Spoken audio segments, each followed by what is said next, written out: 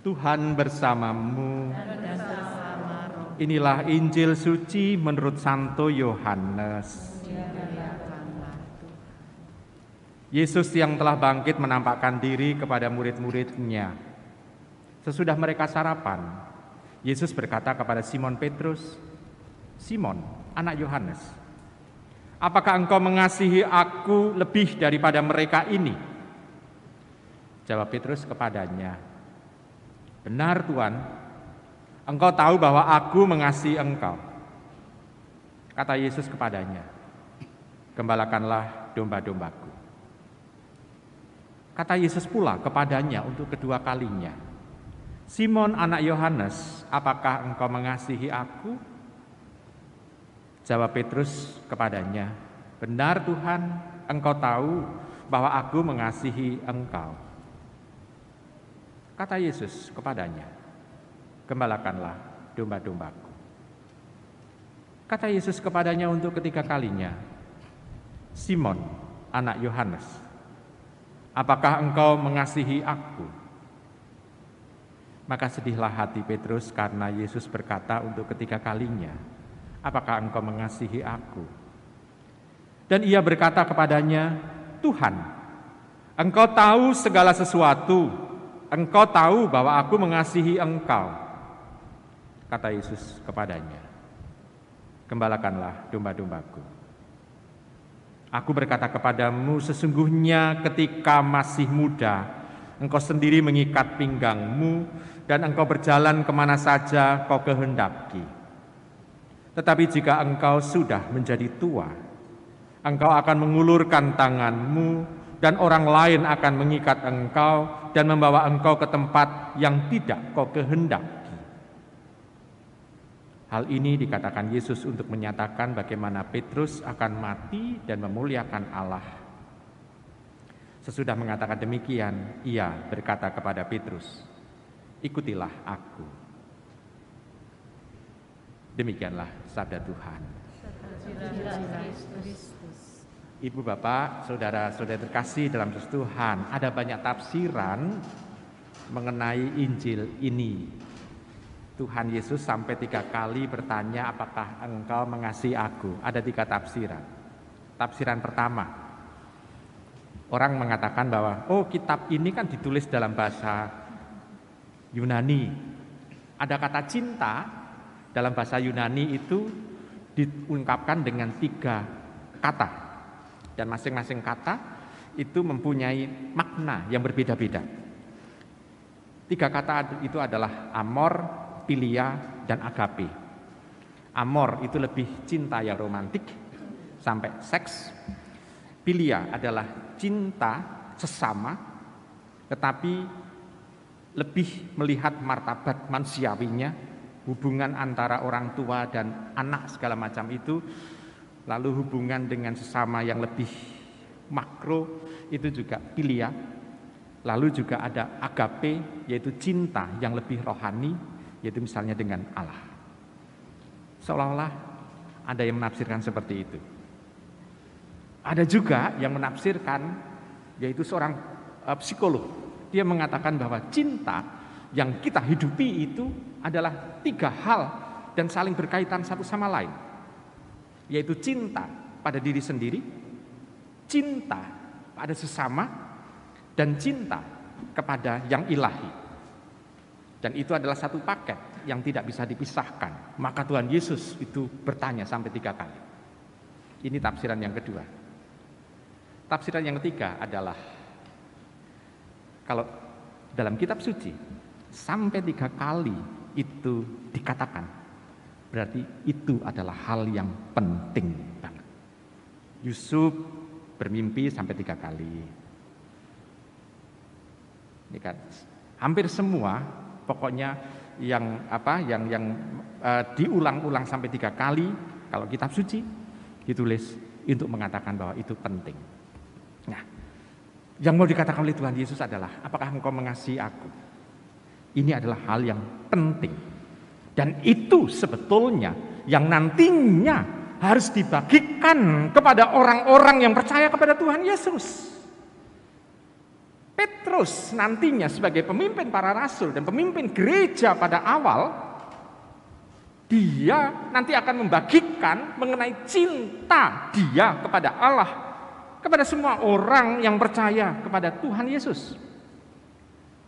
Dan diharapkan orang-orang yang percaya, yang kemudian menjadi generasi berikutnya, juga mengungkapkan hal yang sama, yaitu cinta kepada Tuhan Yesus. Kebetulan hari ini adalah peringatan Santo Carlos Luanga. Di Afrika yang hidupnya itu sebetulnya bisa dikatakan kalau dulu itu digambarkan pokoknya yang punya kekuatan itu pasti menang gitu. Jadi seolah-olah hidupnya itu primitif banget. Tetapi ternyata benih Tuhan Yesus hidup di sana. Carlos Luanga sungguh-sungguh bisa memperlihatkan cinta Tuhan. Dan mereka tidak takut. 22 orang yang sebelum dilemparkan ke api, dia dipenjara beberapa hari, lalu harus berjalan beberapa mil, kira-kira 60 kilo, terus dilemparkan ke api. Hukumannya seperti itu. Hanya memperlihatkan bahwa cinta kepada Tuhan itu betul mengobarkan hatinya dan mereka tidak takut mati. Carlos Luanga dan teman-temannya terkenal sebagai orang yang murah senyum, orang yang mudah untuk didekati. Dari situ menjadi kesaksian bahwa cinta kepada Allah diperlihatkan dengan cinta dia kepada sesama. Dan diperlihatkan pula dengan kematiannya yang mengenaskan sebagai martir. Nah, ibu bapak, saudara terkasih dalam Yesus Tuhan. Kalau kita bisa melihat di sana, cinta yang bisa mengobarkan seperti itu, pasti itu adalah karena Carlos Luanga dan teman-temannya bisa merasakan kasih Tuhan yang akan menyelamatkan mereka. Nah, sekarang bagi diri kita, untuk orang yang hidup zaman sekarang, cinta kita kepada Tuhan, apakah juga hebat? Contoh konkret, mana yang Anda lakukan pada saat Anda bangun tidur? Membuat tanda salib? Atau menyapa orang yang Anda cintai? Atau pegang HP? Katanya yang pertama kali Anda lakukan itu adalah yang Anda cintai. Ingat pada Tuhan, ingat pada orang yang Anda cintai, yang mungkin menjadi teman tidur Anda, atau ingat pada HP. Anda tadi menjawab HP. Kalau demikian yang Anda cintai siapa? Orang yang ada di luar. Karena Tuhan itu tidak akan menyapa Anda dengan HP. Orang yang Anda cintai tidur bersama dengan Anda, satu rumah mungkin. Lalu sekarang bagi diri kita, apa yang menunjukkan identitas kita sebagai orang Kristiani? Dalam hal cinta. Karena cinta diperlihatkan dengan salib kan. Saya dari dulu kan sudah ngomong bahwa salib ini adalah simbol cinta, yaitu cinta kepada Tuhan dan cinta kepada sesama yang diperlihatkan dengan salib itu. Maka salib menjadi tanda cinta, bukan penyiksaan. Bagi diri kita, diwujudkan dengan apa cinta kita kepada Tuhan? Kadangkala Tuhan hanya dipakai sebagai mesin ATM. Kok mesin ATM? Gini, Ibu Bapak, kalau Anda masuk mesin ATM, bukan mesinnya ya, tapi ruangan ATM-nya, Anda masuk ke sana, apa yang Anda lakukan pertama? Pasti pegang kartu ATM-nya. Ini kan semacam surat baptis kan ya,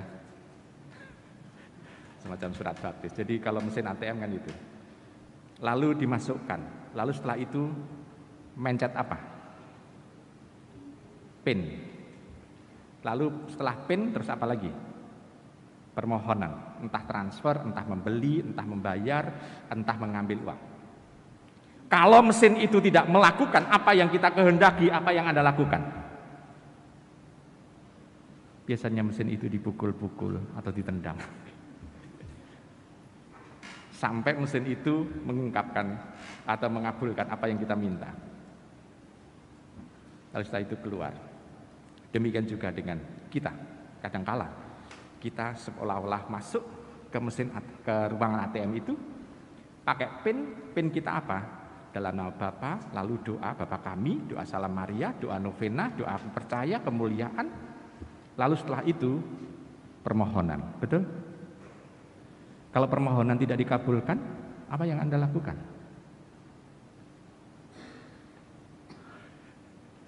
Kita seringkali protes kepada Tuhan. Nah, Ibu Bapak, saudara terkasih, apakah itu wujud cinta kita kepada Tuhan? Tuhan kita perlakukan sebagai mesin ATM. Tuhan kita perlakukan sebagai budak kita. Apakah itu bentuk cinta kita kepada Tuhan? Maka di sini pertanyaan ini penting, ternyata tidak hanya melulu untuk Petrus, tetapi untuk kita juga. Apakah saya, apakah Anda juga mencintai Tuhan Yesus dengan sepenuh jiwa, dengan sepenuh kasih? Kita bisa mengatakan kata ya, tetapi waktu dan hidup kita yang harus membuktikan. Ingat, kalau kita berjanji 1 menit kita mengungkapkan, tapi membuktikannya seumur hidup. Ibu Bapak, kalau Anda berjanji nikah, janji nikahnya kan diucapkan hanya sekali, tapi pembuktiannya seumur hidup. Janji Anda kepada Tuhan, Anda ungkapkan dengan niat, tapi pembuktiannya seumur hidup juga. Nah, maka di sini itu kita diingatkan, apakah kita betul konsekuen dalam kita mencintai Tuhan. Kalau ditanya, patokannya bagaimana? Ya sampai kita kedanan dengan Tuhan. Atau istilah dalam bahasa yang agak kasar itu, kita keranjingan untuk mau berdialog dengan Tuhan, untuk mau melakukan apa yang menjadi kehendak Tuhan. Dalam bahasa Indonesia, sampai kita kesetanan untuk melakukan apa yang menjadi rencana Tuhan. Nah, itu patokannya itu. Kalau orang mencintai, saling mencintai, pacaran, biasanya kan tidak ambil pusing. Walaupun diberi nasihat oleh banyak orang, jangan mencintai dia, dia orang gak beres misalnya. Tapi karena orang saking mencintainya, dia kedanan, keranjingan, tidak ambil pusing dengan kata-kata negatif yang lain. Demikian juga kalau kita mencintai Tuhan, patokannya gimana? Nah itu. Maka mari kita mencoba untuk melakukan dengan penuh konsekuen. Kita mencontoh teladan hidup dari Petrus dan juga Carlos Luanga yang kita peringati hari ini. Selamat merenungkan.